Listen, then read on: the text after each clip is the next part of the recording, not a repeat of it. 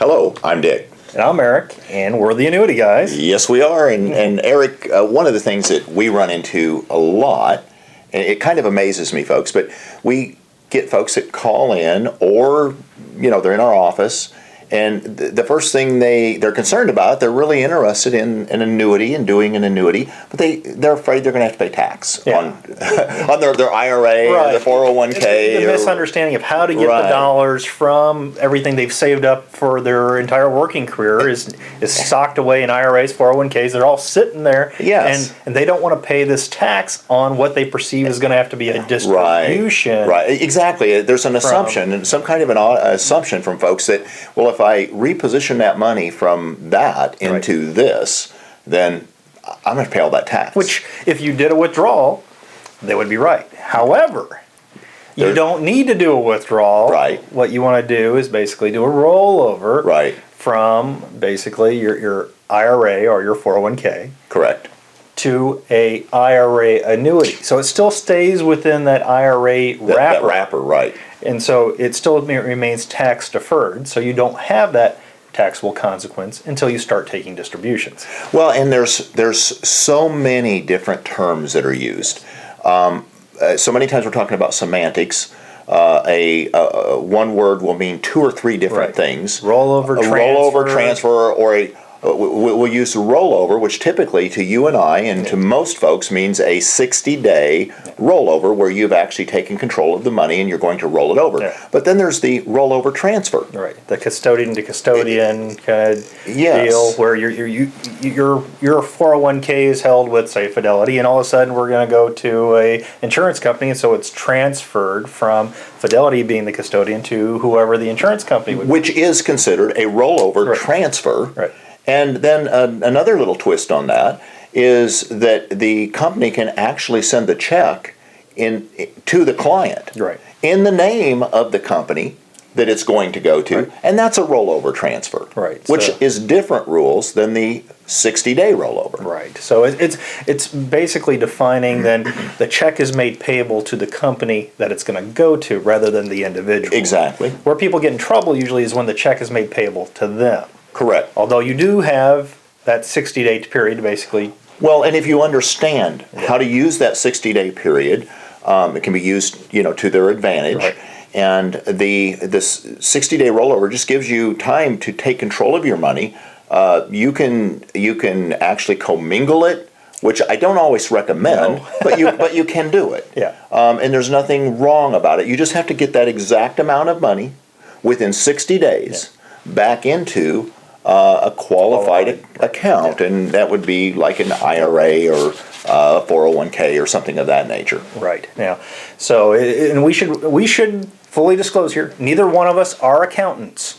True. Now, well, we do play them here on television right now. It's you always want to confer with when you're doing these transfers, especially if it's not just a straight transfer from custodian to custodian, to make sure your accountant's aware that if you did take possession of the funds and do a 60-day rollover, because you have to give proper notification to the IRS, which... Well, and folks, Eric and I give general tax advice on a regular basis, always with the caveat that you want to look at your individual situation with your accountant directly. We'll even give our clients a lot of times, exactly what we want them to take to the accountant and what the accountant should understand about this. And many times the accountant will call us and say, "Hey, let me just get this straight. What we're doing here," and it works out very well. Now, I have done personally many 60-day rollovers, and the reason I choose to do a 60-day rollover when money is moving out of an IRA or a 401k is I like the paper trail, and I like the fact that when you're moving the money, it's not between two large companies and their clerks on each end, which get things confused. Now they're only sending a check directly to the client. The client receives the check, endorses the back of the check over to the company it's going to go to. It speeds the process up dramatically, less errors, and typically this can be done in a 2-week period using overnight mail, this type of thing, so that you've got tracking numbers. And it's very, very efficient. On the other hand, I'm the custodian to custodian. he's Eric's more of a transfer guy. Right, I'm a transfer guy, and because the real reason is because it really takes the IRS for the most part out of play. The transfer paperwork goes from one custodian to another custodian. There is no usually issue with the IRS saying, no, you took that as a distribution, it was sent to you, because it's going from one company to the other. Less of a possibility for any type of a mix-up. Right. And even when there is a mix-up, which I have had or seen happen, it's very easy to straighten out as a rule, because you've got all the documentation of the money went from here to here, and you've got tracking numbers and all of that. So it really comes down, folks, to sometimes just personal preference and what you're more comfortable with. I kind of explain it both way to clients, and Eric does also, so that the client can kind of make the decision which way they feel comfortable with. Sure, we'll give you our advice and then tell you that the options are. So. Now, one thing, Eric, I want to bring up here. Every once in a while, someone talks to us that gets an inherited IRA, and the problem with an inherited IRA is that you can't do a 60-day rollover. No, that one's got to go. It has to, right? Or that will be an instant taxable event. Right. So you pretty much, if you've inherited an IRA, you have to choose where you want that money to go if you're going to move it, and let that company move it to the other company. There's been several cases where a stockbroker or a financial planner that didn't understand it went ahead and said, hey, we're going to cut you this check and you can do what you want with it. You've got 60 days to roll it over. And the minute that check was cut, the tax man's at the door. That's right. Yeah, and there's no way out of it. You don't get out of that one. Right. So. And what that reminds me of one of the questions we've just received recently was about in-service distributions. Correct. And some of the confusion that happens when a person who has a 401k typically, and they would like to have the option of taking dollars out perhaps before they're finished working. Some of the more recent plans, and these are the qualified plans, usually the 401k plans, allow for an in-service distribution. Now that in-service distribution means you're going to continue to work, but they're going to give you the option of moving those dollars. Some of the money or all of the money out. And a lot of the reason why they did this, folks, was because these 401k plans were locking up the money, and they didn't have many choices, and people were losing their money. People are all in equity. And so now the companies are getting sued, and they're saying, this isn't so wise to force people to stay in these 401ks. So, and this always goes back to your plan with your employer.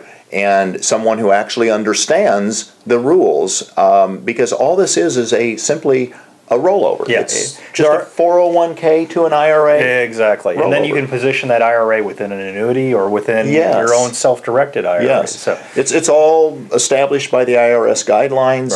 And the only question that comes into play here is, does your plan, your employer that devised your plan, allow an in-service distribution? And that means that your money's moving before you've retired. Right. And most of the plans in the last 5 years have that option because of the very reasons you're talking about.